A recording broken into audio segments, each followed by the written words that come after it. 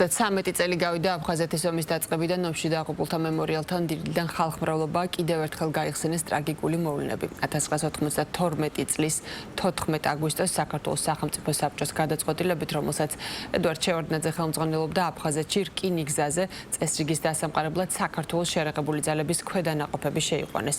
როცა ქართული ქვედანაყოფები აფხაზეთში შევიდნენ, აფხაზეთის უმაღლესი საბჭოს თავმჯდომარის არზიმბას მიერ უკანონოდ შექმნილმა ეგრეთ წოდებულმა აფხაზურმა გვარდიამ ქართულ შენაერთს ოჩამჩირის რაიონის სოფელ უხურეიში მდებარე საგზაო პოლიციის საგუშაგოზე გაუხსნა ცეცხლი.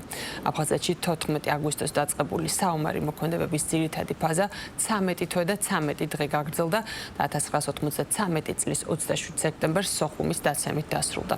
სოხუმის აღების ოპერაციაში აფხაზური ქვედანაყოფების გარდა მონაწილეობას იღებდნენ როგორც ჩრდილოეთ კავკასიელი მოხალისეები, ისე რუსეთის ხელისუფლების მიერ მობილიზებული კაზაკები და რუსეთის შერეღებული ძალების სხვადასხვა ქვედანაყოფები.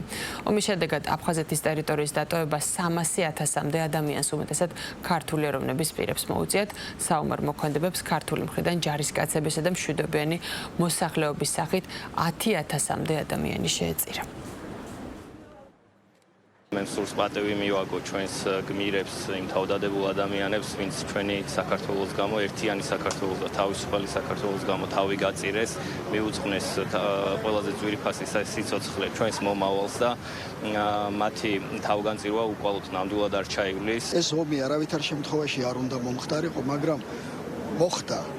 შედეგი არის კატასტროფული და დღეს ამოცანა ჩვენი მდგომარეობს იმაში, რომ ერთხელ და სამუდამოდ დავასრულოთ ამ ომის შედეგები, რომელსაც ქვია ქვეყნის ტერიტორიული მთლიანობის რღვევა.